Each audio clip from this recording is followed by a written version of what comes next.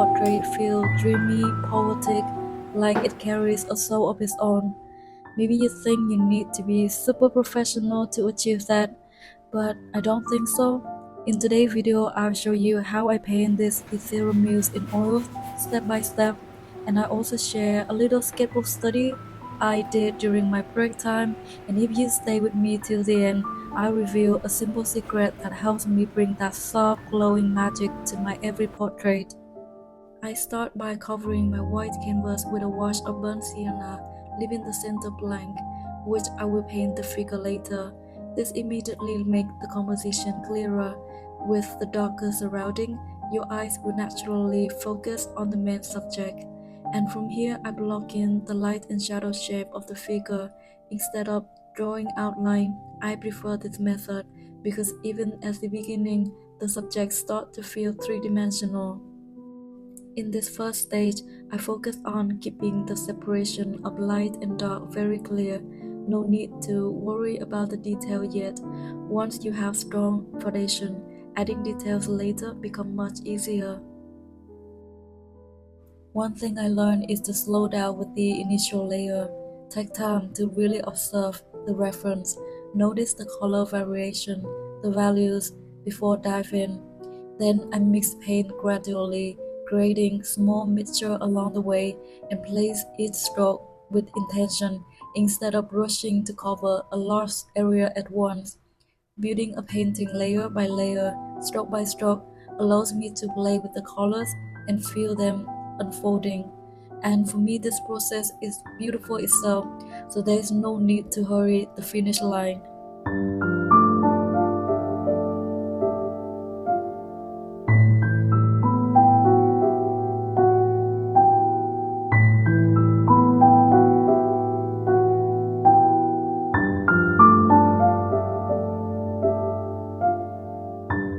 One very important thing I learned over time is not to mix a huge batch of one color and paint on a large area. Instead, I mix just a little at a time and adjust slightly along the way and place it on the canvas stroke by stroke. For example, if I start with a rosy pink on the cheek, I will mix a touch of orange red and lay that down. And then for a cooler shade nearby, I will add a touch of blue into the mixture and place just a hint of it, maybe a little green for the chin area, a warm yellow note for the forehead. Each stroke is slightly different, and over time, these tiny shifts build up into something rich, complex, and alive. Brushstroke is another thing I've been learning to be more mindful about. If you blend too much, the painting becomes dull and muddy, so I always try to place each brushstroke with intention, keeping the paint fresh and alive. And also try not to be afraid of bold and thicker stroke. That confidence gives the portrait look more dreamy. I rarely finish a painting in just one sitting. I like to take little breaks, and sometimes I'll bring my tiny painting kit out to the park or a coffee shop for a bit relaxed painting without pressure. So here I'm working on my tiny sketchbook, do a quick study to practice light and play around with colors. There is something really calming about experimenting on such a small scale.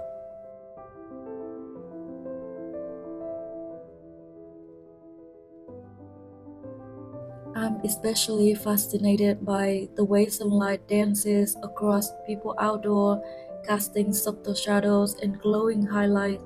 It feels endlessly poetic to me, and I think the light sword, the harsh highlights always create dreamy vibe to the painting, and I think it's something I need a lifetime to study.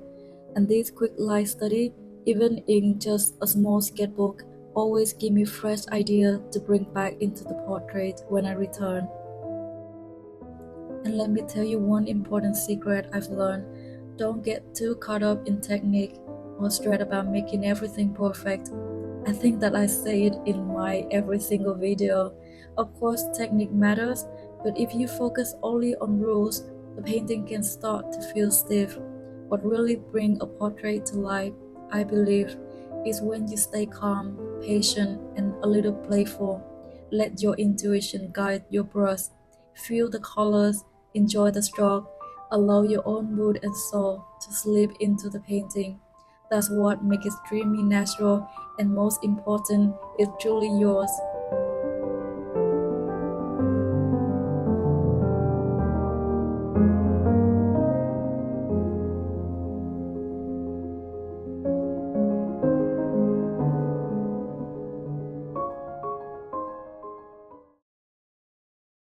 When the first layer are dry enough, I begin layering in more subtle colors, and honestly, this is a moment that brings the portrait to life.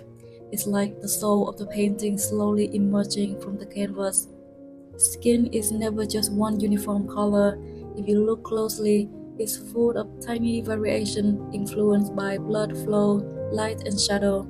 Instead of filling the cheek with just one flat pink, I weave together warm and cool tones like soft peach, coral red, or orange, balanced with cooler violet, green, and blue. For example, shadows near the jawline often lean cooler, so I might brush in a hint of cerulean blue. The chin and under the lips can carry a muted greenish tone because there's less blood circulation in that area. And the forehead or the bridge of the nose, especially under strong light, sometimes glow with yellow or golden note. And on the cheek, where blood vessels are closer to the surface, you often see a warmer red or rosy hues. So instead of laying one big block of color, I think of the skin as a mosaic or tapestry of shifting hues. By exaggerating some of these subtle variations, pushing the shadow a little bit more violet, or letting the highlight shimmer slightly with pure nickel titanium yellow right from the tube, I can make the face feel more luminous and alive. I found that these delicate transitions are what give the portrait that shimmering ethereal glow feeling. It's not about blending everything into perfection, but about letting the color blaze together so the light feels like it dancing across the skin.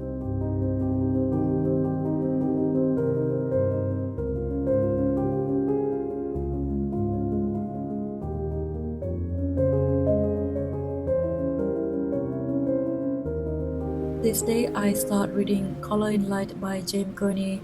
It's such a valuable reminder that painting isn't only about intuition, it's also about understanding how light works in the real world.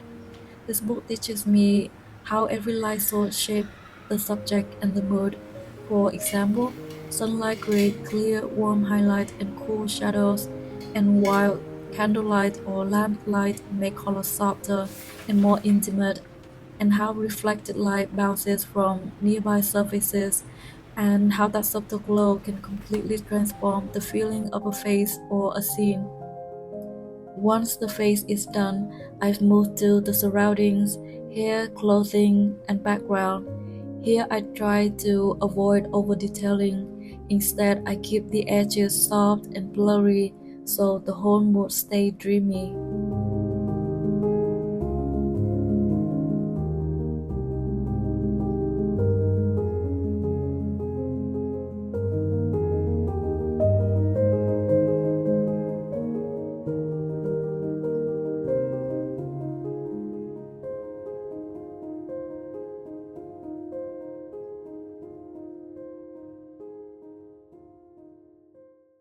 For the finishing touch, I add more highlight on the hair, flower, and fabric, using touches of pure white mixed with a little nickel titanium yellow, or maybe violet for cooler highlight, or cerulean blue.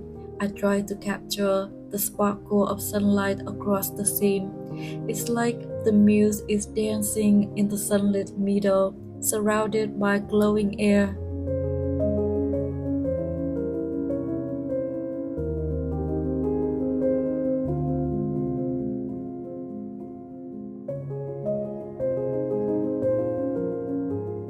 Thank you so much for watching, and if you enjoy this process, I love to hear how you approach adding glow or magic into your own art.